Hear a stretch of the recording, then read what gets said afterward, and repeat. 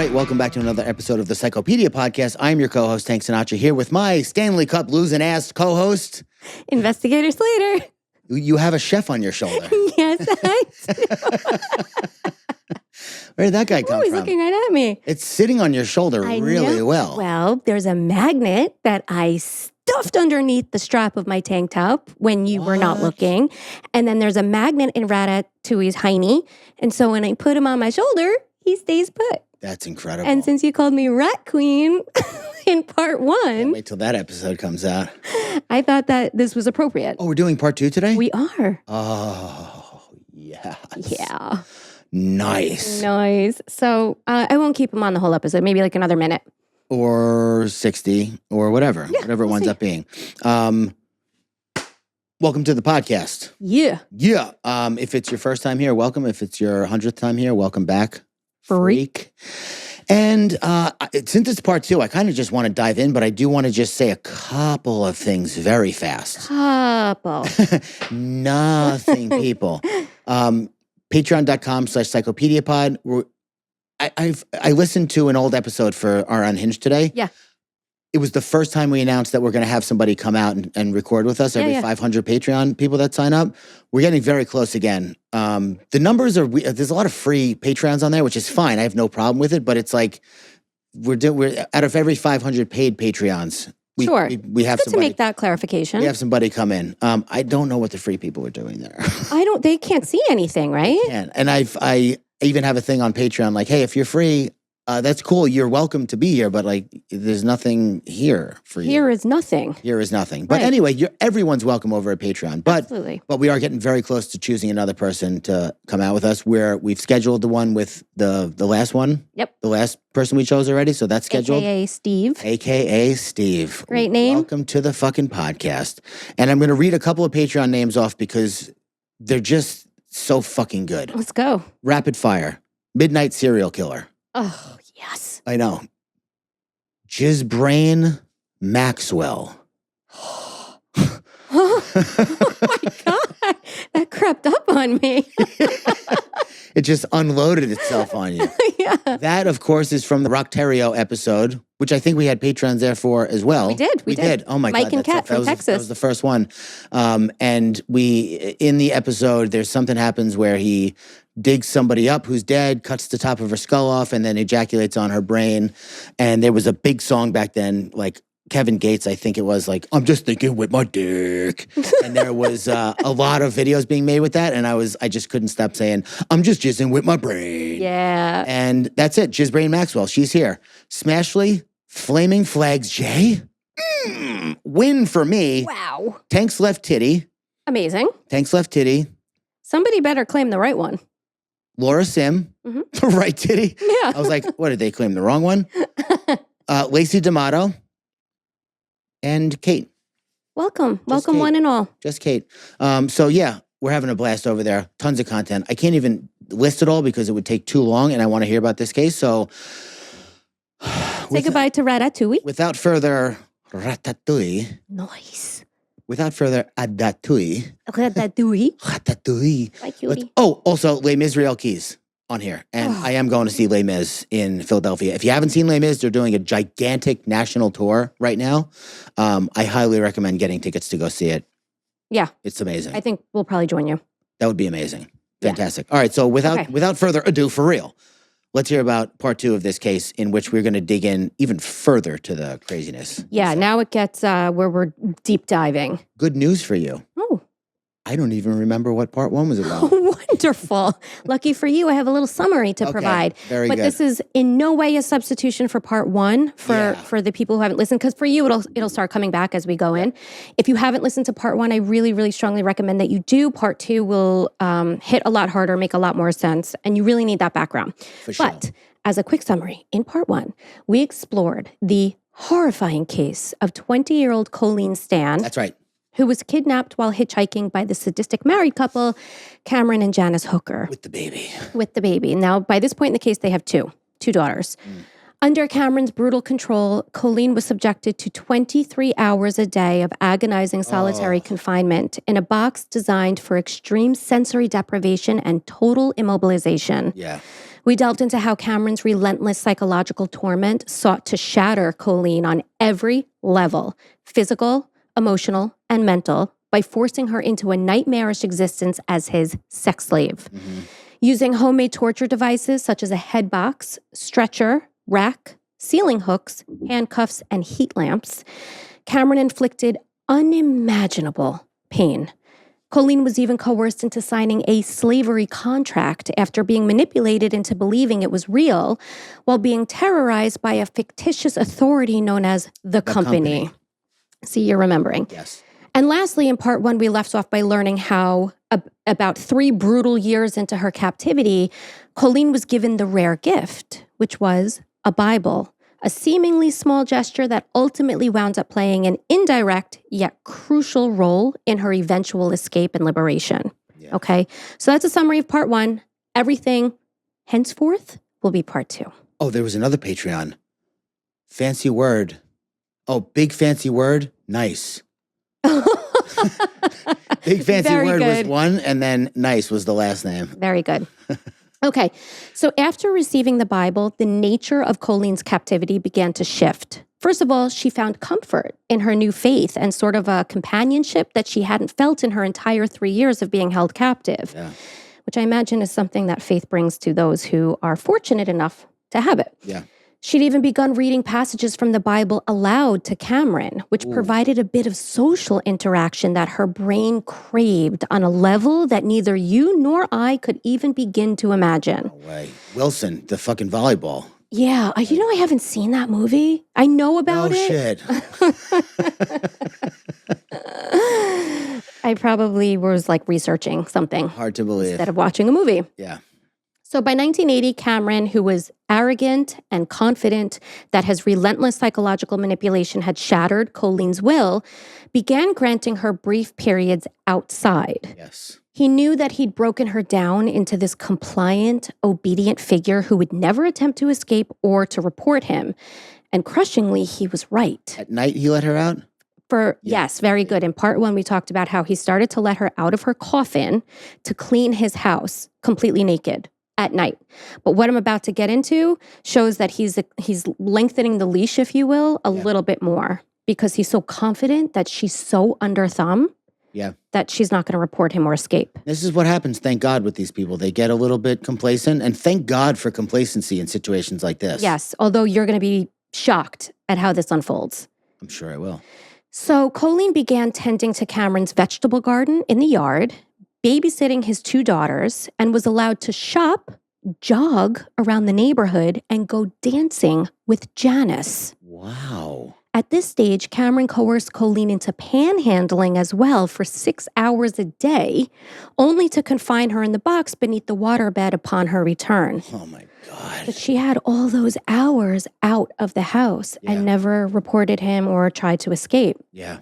Cameron would tighten his grip on Colleen by relentlessly subjecting her to attention drills, which we discussed in part 1, and incessantly reminding her that the company was monitoring her every move. Mm-hmm. Which the psychological warfare is wild. Yeah. Because if you really believe that you're being watched every minute of every day, that's why you're not running. Oh, yeah. That's why you're not reporting. There's nowhere to go. Right. In his perverse logic, Cameron believed that merely showing obedience wasn't enough. Thus, he told Colleen at this point that he'd need to prove to the company that she was his possession. And to accomplish this, he'd need to physically brand her in some way. So in a grotesque display of his control, Cameron forcibly pierced a gold earring through Colleen's right labia, indicating that it was a symbol of his ownership. I mean, when you think it can't get worse, it does. Yeah. And things continued to change for Colleen. For example, she was no longer required to sleep in a box beneath his waterbed. Now she was permitted to sleep on the bathroom floor, chained to the toilet from her neck. My genitals are vibrating with tingles right now, thinking about a fucking piercing. Can I give you some advice? Yeah. Relax your genitals. Thank you, sir. Thank you, sir. I mean, you gave me a layup, but still. Very, very good. So there are these, what she deemed to be improvements, okay? He also simultaneously, right, like he giveth, he taketh. He also simultaneously did these horrible things like the piercing, obviously. He not sleeping in a box beneath the waterbed, huge improvement. She's chained by her neck to the toilet in the bathroom, but in her mind, this is move around. Yeah, it's progress in her, unfortunately, broken down mind. The rapes, horrifyingly, that continued with rigor. But something psychologically interesting began to happen at this stage of her captivity as well. Colleen began telling Cameron that she loved him, and Cameron began telling Colleen the same. Colleen even began writing Cameron love letters, like the ones she presented him on the 3rd anniversary of her abduction, which read, quote, "Sometimes I feel that being your slave has made me more of a woman, but then there are other times when I feel it has made me less of a woman. You know how to make me feel good about myself, and I love you so much for that. I only wish that my dreams could be fulfilled with you, because I feel a strong love and a need to be with you. I'll always serve you with singleness of heart. K," which was her slave name / initial. That's right. Right? In return, Cameron shared his visions about their future together and how he wanted her to become his second wife and have his child and live with him in a cabin in Lake Tahoe. He even told Colleen that the gold ring he forcibly pierced through her labia also served as a symbolic wedding ring. Yeah. So romantic. I've seen that on Instagram before. Ugh. Let's delve into what's happening here, because so many sources have interpreted or misinterpreted Colleen's behavior as indicative of Stockholm Syndrome, which is a psychological phenomenon where hostages or victims develop positive feelings towards their captors, sometimes even defending or siding with them. But like for real, not just trying to ingratiate themselves to them. That's the difference here. So at first glance and without deeper scrutiny, it might appear that Colleen's apparent affection for her abuser aligns with this pattern. Yeah. However, it is essential to recognize that Colleen Stan's actions were not driven by genuine affection or emotional connection. Rather, her behavior was a calculated survival strategy to stay alive and shield herself from Cameron's extreme brutality, because she learned that the better she treated him, the better he treated her. In her book, which is called Colleen Stan, The Simple Gifts of Life, Colleen clarifies the sentiment by stating, quote, "Telling Master I loved him was a survival strategy, not an emotional feeling. I could never have loved the man who had brought me so much pain. When one is held against their will, they often do and say things that they wouldn't normally do or say." But I wanted to bring that up because so many sources say, oh, this is a classic, case of Stockholm Syndrome. It really isn't. Yeah. And this strategy of hers worked, because Cameron Hooker, so thoroughly convinced of his dominance and his belief in Colleen's affection for him, made an astonishing decision on June 6th, 1980. And that was that he allowed Colleen to use a payphone in Chico, California to call her sister Bonnie to reassure her that she was living up north and was doing fine. Oh my God. Now, this wasn't done out of any concern or desire to make Colleen happy. This was done to further demonstrate Cameron's perverse grip on Colleen, because he knew that even when given this direct opportunity to scream from the top of her lungs that she needed help, she wouldn't. In fact, 9 months later, Cameron even drove Colleen 12 hours to visit her family's home in Riverside, California, so that she could physically visit with them. Oh my God. That's how certain he was of Colleen's unyielding submission. Yeah, because listen, it just kind of occurred to me, the fear of being seen by the company. She's obviously thinking if she gets seen by the company, she's going to get punished later. Absolutely. And her family as well. Yeah. And to your point, because my next line here is, but just to jerk the leash one last time before letting her out of the car, he reminded her that the company would be waiting outside of her family's house and that they were prepared to execute her entire family if she strayed from their rehearsed script or revealed any of the dark secrets she was contractually bound to keep. So if you think your entire family, a storm of undercover agents are going to storm the house and murder your family, you're going to stick to your script. Yeah. And she's 23 at this point, right? Yes. Incredibly, despite this, seemingly open opportunity to expose Cameron's horrific, inhumane scheme and to end her 3 years of violent captivity, Colleen completely complied. And she's obviously looking better at this point. No, I'm getting into this. She's not. Oh. So when she first arrived, her family was shocked, to say the least. Yeah. They had no idea what to make of this woman standing before them, who was a lot thinner, a lot paler, a lot less healthy looking, unkempt, had lost a lot of her hair. And they said that she was just so different in ways that they couldn't even put their finger on. For sure. First of all, they were grappling with the emotions of feeling deeply hurt and betrayed that Colleen had left them without a word, right? Because all of a sudden, here she is appearing alive, not really so well looking, but alive. Yeah.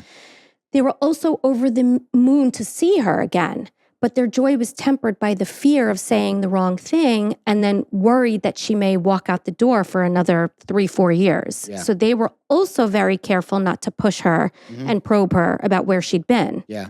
So can you imagine like two sides of that coffee table, like Colleen and her family, and they're both like, oh my God, I have so much I want to say, so much I need to say, so much I can say, but I can't and won't say any of it. And the family is not, subject to the company. They don't even know what that is or that it exists. Like this is a good illustration of why people stay in situations or don't do something that you say you would do if you were in the situation. You don't know what you would true. Do. Like I imagine a 20-year-old person goes missing, come back at 23, they look terrible. Your first instinct is, oh, she met this guy who's a piece of shit and they're doing drugs. Exactly. Exactly. That's why she looks bad. And I mentioned this in a few minutes here, but I'll just bring it up early because they actually thought that she joined a cult. Yeah, that too. Whatever. Mm-hmm.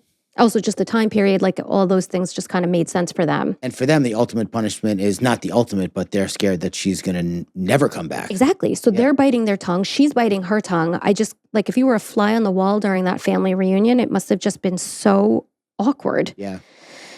And just as they were trying to navigate this tense, awkward / unbelievably happy reunion, the doorbell rang. And standing there was a man claiming to be Colleen's fiance, Mike Powers. If you remember, that was the name Cameron gave himself on the slave contract, okay. Michael Powers. Yeah. It was Cameron. Oh, he was not in there with them? No, he dropped her off. She went, that's how confident and arrogant he was that she was going to stick to her script. Yeah. And he was right. So standing at the door was Cameron using his master name, signaling to Colleen that it was time to go. And ever the obedient captive, Colleen immediately stood up and made her way to the door. But not before, and this is important, Colleen's sister took a photo of her and Cameron, aka Mike, as they hug goodbye. Yeah. Okay. And in this photo, which I've seen and which I'll share on Instagram when we air this episode, Colleen and Cameron can be seen smiling widely, embracing each other warmly, and looking directly into the camera. But remember this photo, put it on ice, because we're going to thaw it out later when we discuss how this photo was used against Colleen. You wrote that down? Yeah. Nice. Very good. I use that. I've said that before. Yeah. Icing and then thawing out. It's good. Okay, thanks. After Colleen's somewhat bizarre but happy visit ended, her family assumed, like I mentioned earlier, that she'd simply joined a cult with her computer programmer fiance, Mike Powers. And this assumption caused them to scale back their search efforts significantly, if not entirely, at this point. Yep. Because Colleen was alive, not particularly well, but obviously she'd been somewhere these last 3 years, and she'd willingly left with her fiance without showing any signs of overt distress or giving them any signal to suggest that she was in trouble. Yeah. If anything, she seemed positively elated and filled with gratitude. She spoke a lot about faith and God because that's right. That was now in her corner. Also a point in the cult column. Yeah, exactly. A check in the box, right? Yeah. So she was truly elated and filled with gratitude, but not for the reasons they thought. She was just so happy to see her family. Yeah. In fact, once back at Cameron's trailer, Colleen thanked God and Cameron, saying, "Thank you, Lord, for softening my master's heart and for the company allowing me to visit home. I am grateful for every precious moment I had with my family." And perhaps she was even beginning to feel optimistic about her future. But in true abuser form, Cameron giveth and then taketh, because instead of recognizing and rewarding Colleen's capacity for trust and granting her regular visits with her family or whatever, Cameron instead tightened his grip, both literally and metaphorically. From 1981 to 1984, years, he revoked every privilege he had once granted her and banished her once again for 23 hours a day to the suffocating confines of that box beneath the waterbed. Just because? Yeah. Because he's sick in the fucking head. Yeah. Because this is what abusers do. They bring you up so they can tear you down. Yeah. And that's what he did. For the next 1,095 days, Colleen endured total sensory deprivation and solitary confinement once again. Her basic human needs were once again stripped away. No daylight, no access to a toilet, no clothing, 1 meal of scraps per day, and only 1 bath per month, which she was tortured during and repeatedly drowned. Oh, my God. It was back to cruel and unusual forms of sexual violence as well, including forcing Colleen to penetrate herself with the handle of the whip that was used to ruthlessly beat her. And again, this carried on for the next 3 years. The only slight reprieve came in the form of her Bible, which Colleen was allowed to read before being locked away. So she would eat the scraps. She was permitted to read a little bit, and then they'd close her back in. And this small solace was her only escape from the unrelenting isolation that consumed her life. Yeah. She plummeted to a frail 98 pounds. Pretty much all of her hair fell out, and her body was consistently malnourished. Despite the suffocating heat of the box, she stopped sweating entirely, her body breaking down under the strain. Yeah. The relentless isolation drove her to the edge of madness and once again left her both mentally and physically shattered.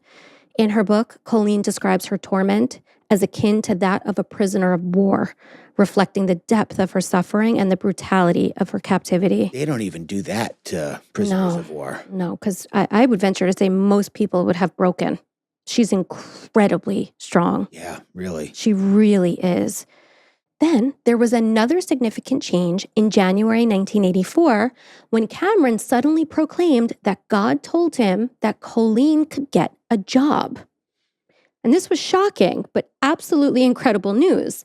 And she started working as a maid at the King's Lodge Motel near downtown Red Bluff, close to where she'd been kidnapped 7 years prior. Yeah. Okay, so we're now obviously towards the end of her captivity. Yeah. And even though the Red Bluff Police Department was just up the road and she could have presumably paid them a visit during any one of her shifts, she still felt that the company was much closer, so she didn't dare to report her master. And you said she was working? As a maid at a motel. Okay. Like right down the road from the police precinct. Wow. But the company. Yeah. Exactly. Plus, her relationship with Janice was the best it had ever been. They studied Bible together, they discussed God and religion, and they drove to and from work and on errands together. Cameron even allowed Colleen to attend church services with Janice and the kids at the First Church of the Nazarene, where the women would participate in heartfelt sessions with the church pastor, Pastor Frank Dabney. So now he's loosening up again. He is. Yeah, okay. Arrogant and convinced of his dominance. Okay. Now, during these moments with the pastor, both women remained vigilant in what they were saying to him, and they avoided any mention of the horrifying reality that awaited mostly Colleen, a little bit Janice, back at home.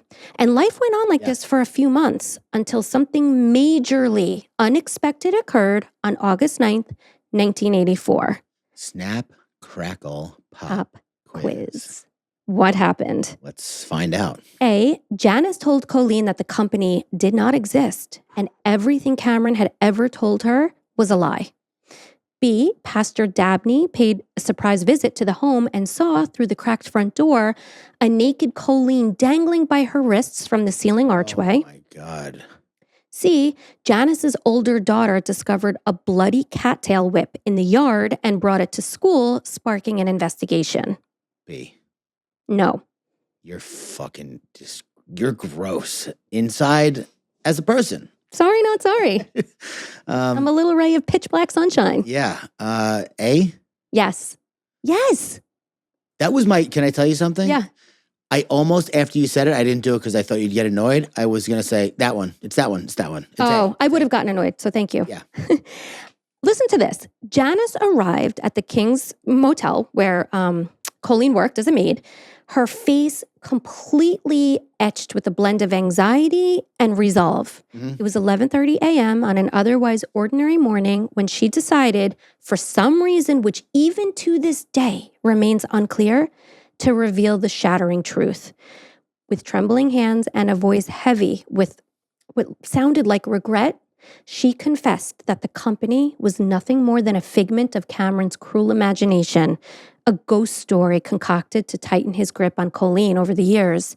She went on to explain how the slave contract was an illusion, ripped from the pages of a porn mag, devoid of any legal power or authenticity.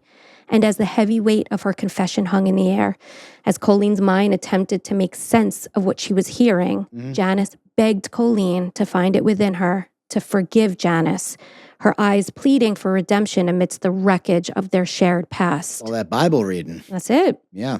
That's what I was trying to say. Yeah.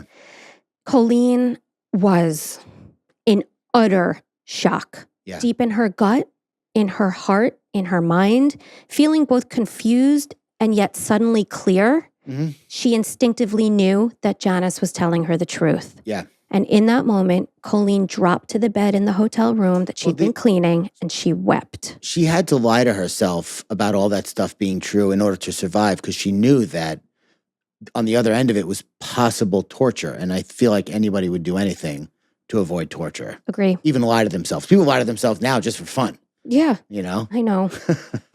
Also, people lie to themselves to just like make things up. Like I feel like I make up fake stories in my head to confront what the worst case scenario would be, address it in my brain, and then move on with my day. That's called worrying. It's like role playing in my head. Oh, okay. Do you know what I mean? Dale Carnegie, like one of the first self-help authors around, wrote a book called How to Stop Worrying and Start Living. He also wrote How to Win Friends and Influence People. Both huge books. Yeah. So in the book, How to Stop Worrying and Start Living, he talked about running everything to the worst case scenario. Ooh. Whatever little thing you're worried about, just run it to the worst case scenario. And if you can deal with that, then you're good. Or you're going to jump off a fucking building. That sounds... And so listen, let's say something happens. Okay. My worst case scenario is that something happens, I feel so bad or whatever that I wind up drinking, and then when I drink, I die. And once I got there, I was like, okay. What? Be dead. What? You felt better after your mind went there? Because that's the worst case scenario. Yeah, death. Yeah. Leaving your children. Hey, I'm going to have to do it someday. Ooh, buddy. I'm starting to sweat. Are you? Yeah. I'm uncomfortable. I don't like that. Help me stop worrying. You don't have to like it. You can keep worrying. I feel like I would worry less if death wasn't waiting for me. Well, it's not. In this scenario. I mean, here's the truth. It is. I know. I actually don't fear death at all. So maybe you're right. Maybe I should bring it there. That was what I got to. Because every worst case, every little thing that I worry about, I ran it to the end, and then the end was always death. And I was like, well, I'm going to die anyway. When I went on the plane recently to Ireland, I was by myself because I met Dave there. So a lot of times I have nerves on flights, but I'm almost always with Dave. So he'll calm me down. He wasn't there. Yeah. So I had to go through things in my head. Whoa. So, I did two things. First of all, I told you I did this. For the first time ever, I wrote my children goodbye letters. That's right. Before I left, which was one of the hardest things I've ever done in my life, to address a letter to each child specifically, telling them everything you would want them to hear if you were no longer here. It was awful. I gave it to my mother. I said, if something happens to me, give it to my kids. So that gave me a sense of peace, because I thought, well, worst case scenario, my kids will be left with the most, what I hope they consider to be the most beautiful send-off words. You know what I mean? But I did have that conversation in my head. I was like, if something happens to this plane, like the worst is I'll be scared for like a minute and then it'll be over. Yeah. So I guess I do that. Yeah. And in that moment, beautiful, strong warrior Colleen dropped to the bed in the room that she'd been cleaning, and she just wept. She wept for the years lost to torture, darkness, sensory deprivation, abuse, violence, and humiliation. Yeah, of course. I mean, she wept for the moments missed with her family, for the young woman who simply wanted a ride to her friend's house 7 years earlier to celebrate her birthday, for the woman who existed now, a shell of who she once was and who she could have been and should have been. Yeah. And as Colleen wept, Janice turned to her and said, "We need to get out." It was then that the women decided to turn to Pastor Dabney at the Church of the Nazarene. And while they left out much of the gruesome sexually violent circumstances that defined mostly Colleen's existence for the previous 7 years, Pastor Dabney heard enough to know that these women were in trouble. Yeah. So he helped to facilitate their secret escape the following day on Friday, August 10th. After a now 31-year-old Cameron left for his job at the local lumber mill and the children were sent off to vacation Bible school. Wait, hold on a second. This story starts with him at 24 years old. Yep. That's why I wanted to throw in. I'm glad that you had that reaction, to be honest. That's why I put his age in. What a fucking... This guy never had a chance. Unreal. Yeah, you were born bad. Yeah. Yeah. I'm with you. Yeah, okay. So after the kids were sent off and he goes to work, 26-year-old Janice and 27-year-old Colleen collected a few of their items, including 2 photographs of Janice in bondage, one in which she was pregnant, and escaped to Janice's parents' home on Dove Street in Gerber, which was about 9 miles south of Red Bluff. From there, Colleen called her father. She called her father and asked him to wire $150 to the Western Union office in Red Bluff so that she could take a bus home to him. And of course, he immediately did so, no questions asked. Yeah. Janice told her parents everything, including how Colleen had been held captive as a sex slave to her husband and how she'd been confined and tortured for nearly a decade. But before Colleen could leave, just before dusk on the night of their escape, okay? So they're now at Janice's parents' house. Oh, okay. That night, I'm sorry if that came out weird, like the night before Colleen's escape, which was the next morning, they went back after Cameron left for work and they sent the girls off to Bible camp, Bible school. Yeah. They collected a few of their things. They went to Janice's parents' house, which is where they are now. Now it's nighttime. Okay. Okay. So Cameron... So it's the night of their escape. Of their escape, yes. Okay. I guess in my mind, I was thinking of Colleen's escape with the bus ride and all of that, which happened the next day. No, as soon as you leave with your stuff, that's when the escape begins. Absolutely. Yeah. But I just said it funny for some reason. Hilarious. So that night, Cameron showed up at Janice's parents' house. Fuck you, bro. So fucking hard. Pop quiz. Okay. What happened? Oh, no. A, Cameron poured gasoline on Janice before lighting a match. B, Cameron cried and begged for forgiveness. C, Cameron screamed, "Attention," to jolt Janice and Colleen back into their conditioned victim responses that they'd been trained. B. Yes. Little bitch. Yeah. Not that crying is a bitch move, No. but in this situation, because he's a bitch, He's a anything he would have done, I would have said, because he's a bitch. bitch-ass loser. Yeah. B-A-L. Yeah. So Cameron reportedly cried and begged Janice to return home with the children who are now with her. So now he's trying to manipulate by using a different tactic. Yes. A never before used one. Right. Yes. And it's polarizing. After a 30-minute conversation, Janice re-entered her parents' house in which Colleen was hiding and made everyone inside that house, including Colleen, promise that they were not going to call the police on Cameron. Why? Because she was determined to give him one last chance to change. Oh.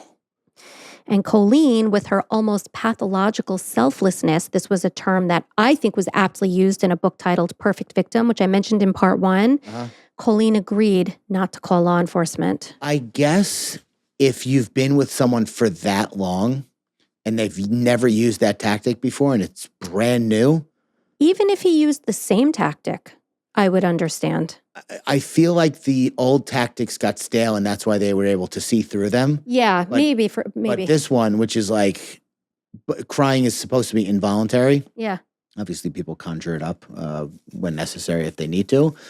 But I'm talking about actors, not people like trying to get out of tickets or whatever. But even that's kind of cool. I wish I could do that. It works. It works. But yeah, you see this brand new side of this person who's been, Listen, keep in mind also, Janice has been under Cameron's rule since she's 15. Yeah. So Janice decided to return to Cameron, but not before driving Colleen to the Western Union and then dropping her off at the Red Bluff bus station. Oh, good. Okay. Interestingly, before getting on the bus, Colleen decided to do one last thing before embarking upon her journey to freedom. And that was, she decided to call Cameron from a payphone to say these parting words. Quote, "I'm leaving you and you can't stop me. I'm getting on the bus and going home and there's nothing you can do about it. Goodbye." Yeah. Keep it simple. Mic drop. I wish you wrote it in Bible language. How would that have gone? I am departing. I arst departing. Thou shalt not try and stoppeth me. Bequeath me. Nice. Then Colleen boarded the bus. One small step for a woman, one giant step for womankind. Yeah. That's how it feels for me. Pretty good. And she felt that every step is a giant step for you, but oh, whoa. I gave you the layup on that. Yeah, you did. And she felt that everything from that moment forward was going to be all right, as her Lord had finally answered her prayers. When Colleen arrived at the Riverside bus station, she was greeted by her father, Jack, his wife, Ruth, her mom, Lynn, her sisters, Janice and Bonnie, and her cousin, Linda. Were her parents divorced before she left? Yeah. Okay. And Colleen told them everything that happened to her, sparing none of the sordid details. God. And true to her word, Colleen did not contact the police. But on November 8th, 1984, someone else did. Good. And that someone else was Pastor Dabney. Nice work. Because after witnessing Janice in a state of intense fear, once again, having returned to Cameron once more and since fled to him for a second time, he realized that leaving her rescue up to Janice was not going to work. Yeah. He had to involve the authorities to truly protect Janice and potentially her two daughters from enduring further harm. Soon after the pastor called the Tehama County Sheriff's Office, Colleen received a phone call from Detective Al Shamblin of the Red Bluff Police Department. On November 12th, she met with Detectives Shamblin and McCall at her dad's home, which is where she'd been staying. And with the tape recorder rolling, Colleen meticulously recounted every harrowing detail of the 7 years of hell that she endured, describing in graphic detail the entire ordeal from beginning to end. And when she was done, the detectives indicated to Colleen that her detailed account of events matched Janice's version to a T. Wow. Except for one pretty significant detail. Yeah. Pop quiz. All right. What detail did Janice provide that Colleen did not? Okay. A, that Colleen had been the ma'am of the house while Janice had been the sex slave kept in a box. Okay. B, that Janice had tried multiple times to save Colleen over the course of her 7-year imprisonment. Yeah. C, that she, Janice, and Cameron abducted and tortured another young woman prior to Colleen. Oh, my God. B. No. I really should have seen that one coming. See? Yes. Oh, my God. I know. According to Janice, she and Cameron abducted a 19-year-old woman named Marie Elizabeth Spanhake, or Marlise as she was known, off the streets of Chico, California on January 31st, 1976, which was a little bit before Colleen. Like Colleen, Cameron placed her in the head box before trapping her in the basement and cutting out her vocal cords using a kitchen knife. What? Then he attempted to kill her by shooting her in the pelvis with a pellet gun after he realized that she was essentially bleeding to death out of the gaping hole in her neck. When that didn't work, oh my God, in the pelvis? He finally opted to choke her to death with his bare hands. Then he wrapped her body in a blanket, placed it into the trunk of his car, and dumped her in a wooded area off of a logging road. Oh my God. Now, detectives, they were a little bit hesitant to buy that this happened because it could have just been that Janice knew about this woman's disappearance at the time because it was all over the media, and that for whatever reason she was incorporating her into this already horrific situation. Yeah. However, apparently Cameron kept a trophy of this woman. So when the detectives were telling Colleen about this, she thought, I remember seeing a photo of this woman tucked between the 2 layers of wood in the box where she'd been confined for 23 hours a day for nearly 7 years straight. Colleen saw the picture? Yes. So she was able to say, yes, that happened. That must have been, for that woman, Marlise, just absolute fucking chaos. It's so devastating. Hopefully it didn't last long. I know. I hope But I mean, so. having somebody cut your vocal cords out, and I didn't pick up on it at first, but the pelvis, the most painful area of the body to have some kind of bone fracture. Like this poor woman. Man, that's terrible. So Janice, as part of an immunity deal she struck with the DA, wound up guiding a search party out to an area 30 miles northeast of Red Bluff where she claimed that Marlise's remains were buried. Yeah. But nothing was ever found, and her death, therefore, was never formally linked to Cameron Hooker. Okay. But it's safe to say, he did it. Yeah. But there was more than enough to nail him to the cross for what he'd done to Colleen. And so, Sunday, November 18th, Detective Shamblin drove with determination to the Hooker residence. This time, it was Cameron who would find his loser ass in cold restraints, his usual arrogance stripped away. In a stark reversal of his cruel control, Cameron was now bound in handcuffs, a symbol of justice finally closing in on the man who had long evaded it. I wonder what that must be like for people who operate like that. Like, is he just shocked at his getting arrested? Like he can't believe that either A, he got caught, B, people think it's wrong. Like, he had zero emotion from start to finish. More sense than anything. Exactly. Yeah. Cameron Michael Hooker was charged with 16 felony counts, including 1 count of kidnapping with the use of a knife, 7 counts of rape, 1 count of forced oral copulation, 1 of penetration with a foreign object, 1 count of forced sodomy, 3 counts of false imprisonment, and 2 counts of abducting to live in an illicit relationship. Incredibly, keeping a person confined to a box, hanging from a ceiling, partially drowning them, stretching, and electrocuting were not against California law at the time. California's got a bunch of freaks in it. The law was later changed to cover various forms of torture. Good. Okay. Cameron's trial took place on the 4th floor of the San Mateo County Courthouse and was presided over by Judge Clarence Knight. The trial began with jury selection on Tuesday, September 24th, 1985. Free of video cameras and media coverage due to the judge's orders, Deputy District Attorney Christine McGuire delivered the opening arguments, setting the stage for the proceedings. Now, the defense's strategy, so Cameron's attorneys, it was a 2-pronged strategy. 1, the 7-year statute of limitations for kidnapping had passed. So no matter what was said during trial, he could not be convicted of kidnapping. Okay, Does the kidnapping charge happen when it was done or when it ends? Well, that their argument is when it started.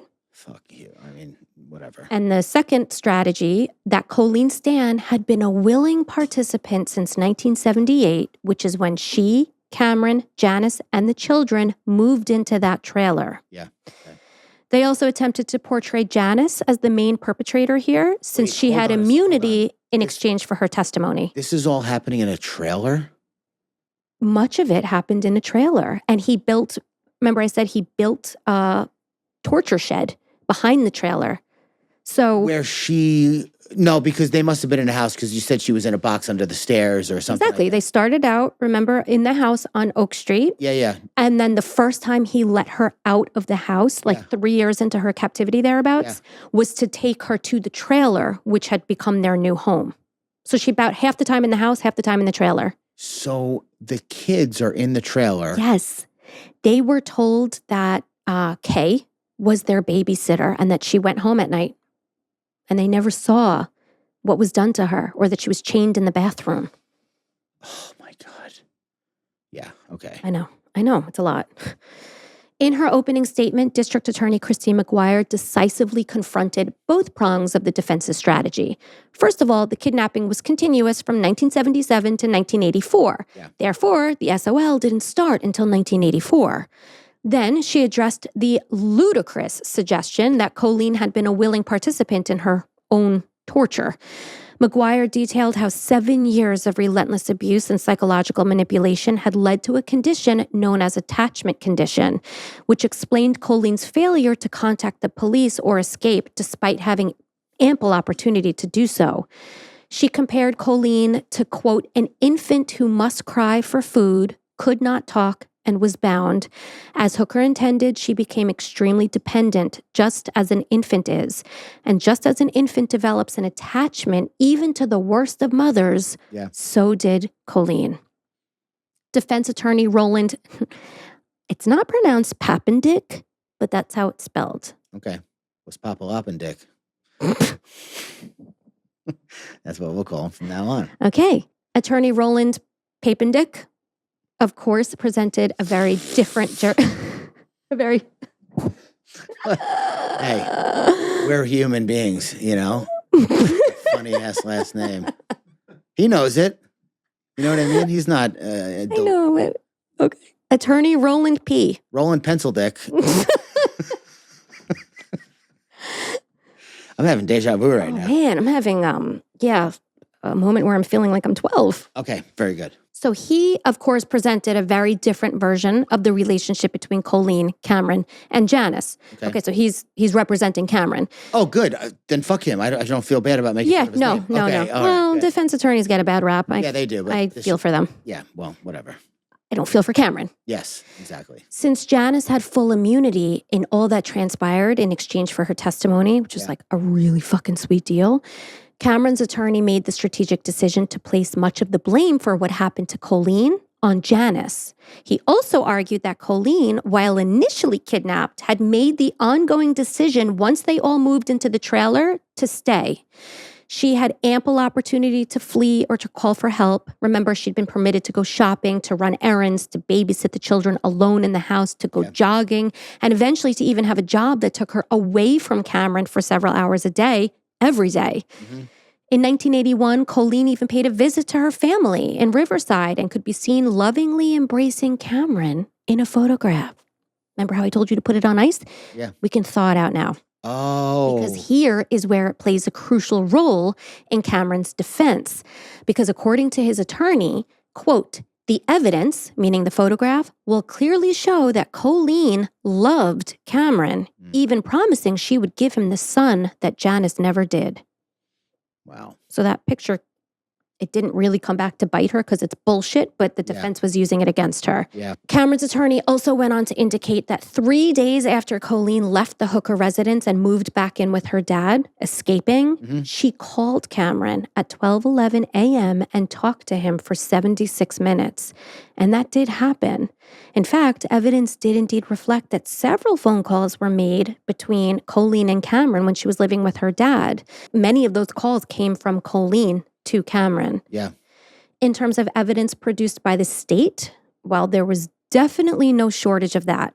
140 pieces of physical evidence was introduced, including leather straps, whips, chains, head boxes, the rack, the stretcher, bondage photographs, and loads of hardcore porn. The jury had the job of determining whether these items had been used to torture Colleen against her will or were used in a consensual setting between a sadist and his consenting masochist. Why was the porn submitted as evidence? Hardcore, horrific, violent porn that he was recreating. Okay. It just speaks, I guess, to what he's into. Yeah. There were several witnesses brought in as well by both sides. When you say hardcore porn, I'm still just thinking two people having sex. Yeah, no. You have to. Not whatever he's into. Exactly. Yeah. And you know what he's into. Yeah. So there were several witnesses brought in as well by both sides, including Janice, Colleen's sister Bonnie, a clinical professor of psychology named Dr. Chris Hatcher for the prosecution, a psychiatrist named Dr. Donald Lundy for the defense, a medical doctor, neighbors, Cameron, and Janice's 2 children, detectives, various landlords, and Pastor Dabney. And incredibly, with her abuser sitting just 10 feet away from her, Colleen Stan, warrior woman, also took the stand for 3.5 days. Wow. Yep. Well, that's nothing for her. She's a warrior. You're right about 7 that. years of hard time. She knows how to endure. Yes. During trial, it came out that Cameron was guided by a 5-step program, if you will, that he read in a We magazine article titled Brainwashing: How to Fold, Spindle, and Mutilate the Human Mind in 5 Easy Steps. What magazine was this in? We, O-U-I, like we. Oh, okay. This article was intended to educate people, but Cameron used it as a roadmap for brainwashing Colleen. But really, in terms of following steps needed to control another human being to the level that he did, Dr. Hatcher, who, unlike the defense expert witness, extensively interviewed Colleen, he explained to the court in tremendous detail that Cameron Hooker had actually followed a 16-step procedure, a classic roadmap for domination, which included the following steps that you're going to read. I'm going to read? Yep. You see the list there? And then you have to scroll to the next page because there's like 2. Okay. What is this list again? This is the list. Roadmap. Exactly. Okay. Number 1, violent abduction followed by removal of clothes and isolation. Check. Number 2, physical and sexual abuse to shock the victim. Check. Number 3, removal of normal daylight and nighttime patterns. Check. 4, control of bodily functions and destroy sense of privacy. Check. Are we going to say check after? We don't have to. I considered it. Control and reduce food and water. Punish for no apparent reason. Require victim to constantly ask permission to do anything. Establish a pattern of physical and sexual abuse. So not just shocking, now we're establishing a pattern. Become the only source of food, water, human contact, and information. Present a new model and goals for future behavior. Threaten victim's family. Wow, he really. Yep. Threaten to sell captive to a worse master. Yep. Beat and torture at irregular Intervals. Integers. Use irrelevant acts of kindness to keep victim off balance. Sign a contract to become a slave for life. Incorporate new behavior goals. Thank you. Yeah. Well done. So, I mean, check times 16, right? Yep. The last step is considered the most important one, yet the most difficult to achieve, which is incorporate new behavior goals, because the victim needs to be taught a new way of behaving. And if the victim doesn't accept the new rules, then numbers 2 through 14 will need to be used over and over and over again until the victim finally complies. Yeah. Additionally, according to Janice's testimony, Cameron was also largely inspired, if you will, by a movie titled Story of O. The story dealt with a young blonde woman who was so in love with a man that she would do anything for him, including being his slave. Assigning Colleen a 1-letter slave name or initial K, not allowing her to wear underwear beneath her clothing when she was even wearing clothing at all, having her wrists chained to her neck, wearing a dog collar, and kneeling naked while asking permission, all came from that movie. Okay, I have a question. Yeah. Is that movie where, no, it must not be. There's a movie about a girl sitting up on a shelf, just like for her entire life. Oh my Lord. It doesn't sound like that to me, because it sounds like anything we talked about Colleen doing, it sounds like the woman in this movie did. But what is this? Who does this remind you of, who we covered recently, who was largely inspired by a movie and took, creative inspiration, direction from the movie? Give me a hint. Meow. Wait. Luca Fucknada. Luca and Basic Instinct. Yeah. I would not have remembered that. Okay, that's what I'm here for. When Cameron testified, which he did, never, ever a good idea, by the way, for a defendant to testify at his own criminal trial, but here we are. He indicated, of course, that Colleen had not been brainwashed or an unconsenting participant at any point, like the girl in the movie. To the contrary, she quite literally asked for what he dished out in exchange for the following things: illegal drugs, having a roof over her head, having a Bible, and eventually having a baby. The hole in the ground, the boxes, the head box, the coffins, the various torture devices, the sexual mutilation, all part of consensual S&M play. Yeah, I mean, that's reasonable. According to Dr. Lunde, who testified for the defense, I hate this, but we have to go over both sides of the trial. Mm-hmm. Had Colleen really been locked in a box for 23 hours a day for at least 3 years straight, she would have displayed physical and psychological symptoms accordingly. For example, such a person would have difficulty walking, standing up straight, and keeping their balance. They'd have vision problems from being kept in the dark for so long, would have difficulty speaking, and almost certainly suffer from intense depression. But Colleen, he was quick to point out, did not display any of these symptoms. And regarding the attention drills that Colleen described as methods of keeping her in check, well, Dr. Lunde clarified that these tactics are not unlike those employed in military training, like in the Marines. And while these methods are indeed intense, they are consensual and intended to foster discipline and bonding. This woman is strong as hell. Fuck yeah. The fact that, I wonder... She must have been overcome by bouts of claustrophobia. Yes, I've seen interviews with her. She absolutely, especially in the beginning. She had to talk herself through it.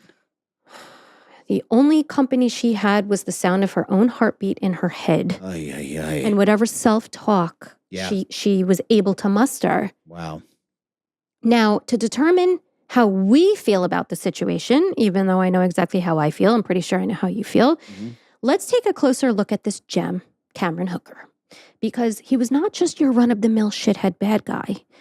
Roy Hazelwood, who we mentioned in part 1, has identified 6 basic types of rapists based on their motivations and behaviors. He's the FBI profiler, just in case anybody didn't catch that in part 1. Are we doing a processed product killer? Yeah, there's 6 basic types of rapists. Okay. 1, the power reassurance rapist. Also known as the gentleman rapist, an opportunity rapist, or a compensatory rapist. They are insecure, they have much self-doubt, and they may feel inadequate with women. They use rape to boost their self-confidence. They think that a victim may even enjoy the rape. Wait, is that one type of rapist or 3? 1. They are often socially awkward and may even be apologetic during the assault, which is where the name gentleman rapist comes from. Okay. 2, power assertive rapists, also known as an entitlement rapist or an exploitative rapist.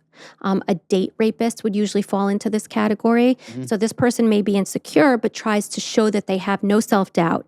Their goal is to control and or humiliate the victim and rape because they believe that they are entitled to. Yeah. 3, the anger retaliatory rapists. They're driven by anger and hostility. They usually target individuals they believe represent a source of their rage. 4, an opportunistic rapist. Engage in rape primarily as a crime of opportunity. It's usually impulsive and does not usually involve premeditation. 5, anger excitation rapists, which is like excitation, like excitement. Gain sexual excitement from inflicting pain and suffering, which is very similar to the last one here, number 6, the sadistic rapist, who derives pleasure from inflicting extreme pain, suffering, and humiliation on their victims. So the difference between a sadistic rapist and an anger excitation rapist is the element of premeditation. Isn't it excitation? Yeah, I have struggled with that word. Okay. We've met before, right? Yeah, a couple of times. Okay. So the sadistic rapist pre-plans his brutality. Also, the anger excitation rapist commits his atrocities as a way of expressing deep-seated rage, whereas the sadistic rapist is driven by a deep-seated need to exert control and derive pleasure from the victim's suffering. Okay. Very similar. You just said 15 types of rapists. I'm going to just say the 6. Power reassurance, power assertive, anger retaliatory, opportunistic, anger excitation, and sadistic. Okay. Cameron Hooker aligns most closely with the sadistic rapist. Yeah. And according to Roy Hazelwood, adult criminal sexual sadists cannot be changed. Adult criminal sexual sadists cannot be changed. No chance of rehabilitation. Is that the most common form, the most common motivation? I don't know what the most common one is, but I do know that the anger excitation one is considered the most dangerous and the hardest to capture.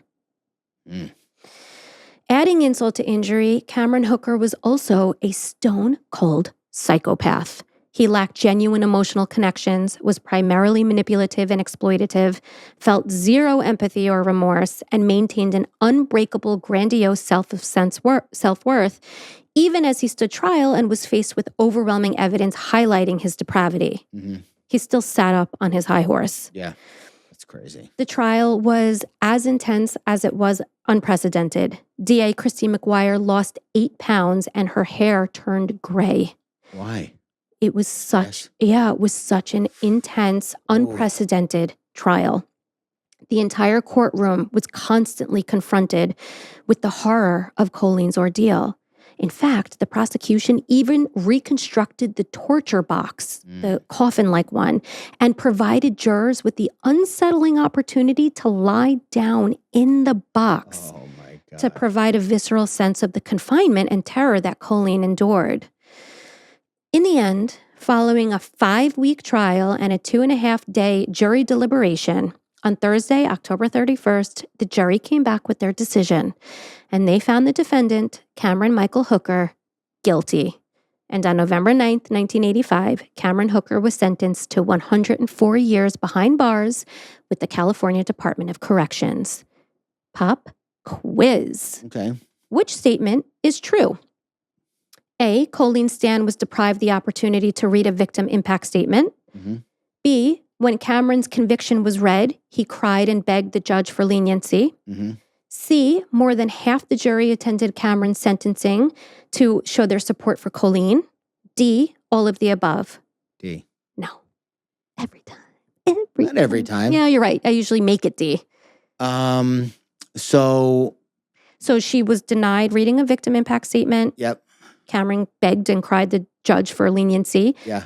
Or more than half the jury attended his sentencing to show their support for Colleen. C. Yeah. Yeah. Which gave me chills when I read that the first time.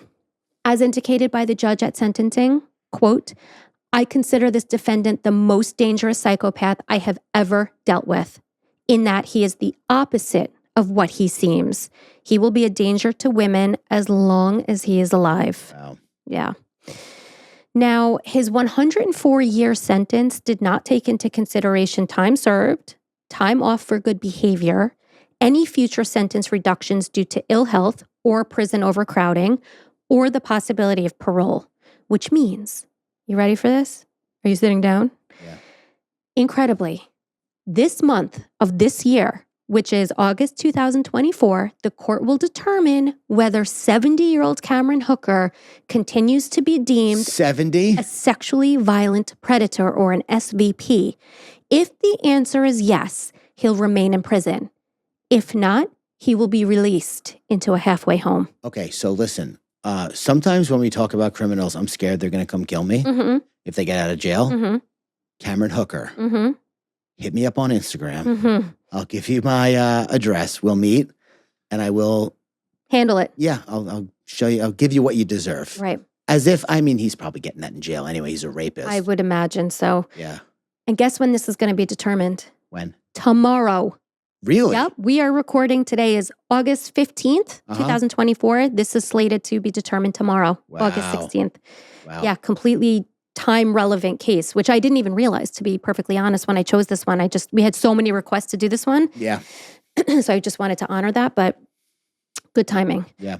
Colleen Jean Stan went on to write an autobiography, which I read and mentioned earlier, titled Colleen Stan, The Simple Gifts of Life. At 30 years old, Colleen went on to give birth to a beautiful baby girl, which she describes as being the happiest day of her life. She named her daughter Danielle, a name that she had chosen while imprisoned in the box, singing Elton John's song Daniel to stave off madness. During her captivity, she would dream of the day when she would be free and have a baby boy named Daniel. For her, Danielle was the fulfillment of those high-held hopes and prayers.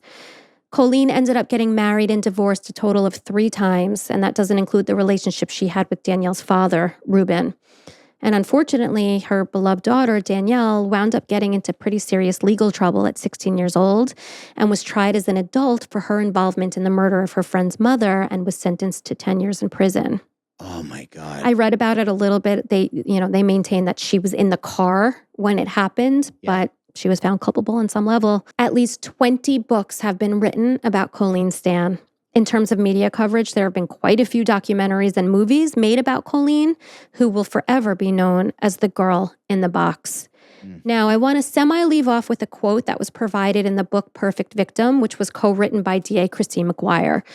because it addresses the profound questions we grapple with when we're trying to understand Cameron Hooker's actions, right?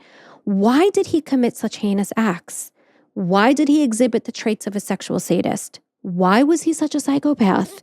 Because search as we may for explanations rooted in his personal history and upbringing, there really aren't any. Yeah. There were no traumatic brain injuries or childhood abuse to point to as potential causes for this level of horror. Yeah. So here's a solid statement made by an anonymous source close to the case that I feel encapsulates the chilling reality of the situation. And it goes like this. Yeah. People like to believe in an Einstein or a Beethoven, geniuses, but they hate to believe in their opposites. A genius is a mutant, something unnatural. Mm-hmm. But just as people are born with extra intelligence, others are born without much intelligence or without fingers or limbs or consciences. The human body is phenomenally complex with trillions of cells and trillions of things can go wrong. Cameron Hooker is a fluke, an accident of internal wiring. His instincts are simply the opposite of yours and mine. Yeah. Now, I refuse to end this two-parter on Cameron Hooker.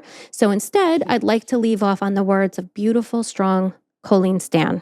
Words that she wrote in response to the question of, how could she be so normal after all that she'd endured? And to that, Colleen has said, I was normal before the abduction, so why can't I be normal afterwards? Wow. Hooker was the abnormal one, not me. I didn't want him to steal the remaining years of my life. I chose to be normal and enjoy life to the fullest. Dr. Hatcher, my family, and my strong faith in the Lord helped me get my life back on track. Bad memories will always be with me, and nightmares will visit me late in the night, but I will continue to choose life over depression, happiness over sadness, and good over evil. This woman is like off the charts. I know. And that's the case. Is she your hero? Yeah, for sure. She's one of them. She just became my hero. She really is. Yeah, your eyes are welling up. No, they're not. Yes, they are. They're not. But anyway, you're so incredibly good at this podcasting thing, the true crime. It's like ridiculous. Thank you. I love it. I know. It shows. I couldn't wait for part 2 because this is where it got interesting in terms of like, I mean, the first one was too, but the first one was, you know how I always say, it sets it up, it lays the foundation. Yeah. So fascinating and tragic and horrible, but like the opposite side of the coin as well. Yeah. Like the beauty of persevering and coming out the other side. You're doing a great job. Thank you. Well, that was crazy. So I would like to know if you have a Tank's titty to show us all. I mean, tell us all. I'm about to pop it on cam. Yeah. Yeah. So today's tidbit or titty, today's Tank's titty, alliteration, triple T, is a little bit, it's not so ephemeral. It's more like applicable to real life. Something that occurred to me the other day. Okay. One of the worst questions you can get asked by somebody you just met or an interviewer or whatever. What is like your least favorite question to ask, to answer on an interview? Did you stop growing at 8? Oh, people have asked you that? No, I'm just being silly. No, this is a real thing. Okay, the worst question for me? That just makes you freeze up and go, Oh, I can't think on this question. Okay. The one you just gave me. It's as vague and as annoying. Why don't you tell me a little bit about yourself? Oh, that's way too... What do you want to know? What do you want to know? I have 41 years that I could go into. So, the other day, I had a first-time call with somebody, and I said to myself, I'm not going to do that thing where I just go, well, you know, fucking... well, you know, I'm the guy for the thing with the, you know, I'm bald, and how am I not myself? And Jay-Z. What did you think? Kendrick now. Yeah. So what do you think of me as a human being? So I just simply go, well, what do you want to know? Reasonable. Worked so well. So that's like a tidbit for you. If anybody ever asks you that, because if they're going to, here's the thing, and this is getting a little bit more tidbitty, that I don't like when people give you work to do. Mental labor, because they're too lazy to figure out what they want to know. So people will go, who's the guy from that thing? Hold up. Take a fucking second and think of one of those two things at least, because I don't know who the guy from the thing was. You know what I hate? When I go to people's house and they ask what I want for dinner. Why? I don't know. I want... What's available? Yeah. Oh, so you're not a diner freedom person. Oh, no, I am. Are you kidding? You order whatever you want. Well, because I'm sitting down and I'm figuring it out just for myself. If I'm with friends and they're like, what should we get for dinner? I don't know. Yeah. I don't know. I don't know what everybody here wants. I like everything. I don't know. That question, that's my answer. So, yeah, Jessica will do that sometimes. And I don't know why it still bothers me. She'll go, what are we going to do for dinner? And I'll be like, you figure it out. I don't know. Like I wasn't thinking about that. Right. Now I got to give you an answer right now. So what I try and do is give you a little heads up. With Dave, I'll be like, I'm thinking either sushi or the energy place that we like. It's one of the Could you go for either of those? Yeah, that's what you got to do. Yeah. That's also good for scheduling. Yes. Dave is trying to teach me that because I'm trying to get some people maybe to guest on our podcast. Yeah. So I'll read him an email and he'll be like, don't ask them when's good or say to them, how's September 5th? At this time or this date at this time. Exactly. Pick one. Yep. Pick one of the two. I'm learning from you guys. Give people a little direction. So yeah, that's my tidbit for the day is very just good. Throw it back on them. Very practical tidbit. I like it. Yeah. All right. Well done. Very good.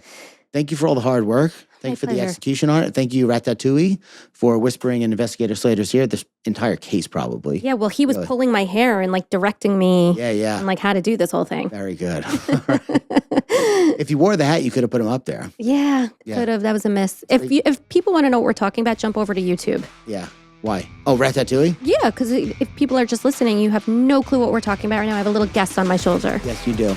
All right. Well, if you made it this far, you're a real one. And we appreciate you listening. We appreciate your support. And we will see you guys at the next episode. Thank you for listening. Bye. Bye.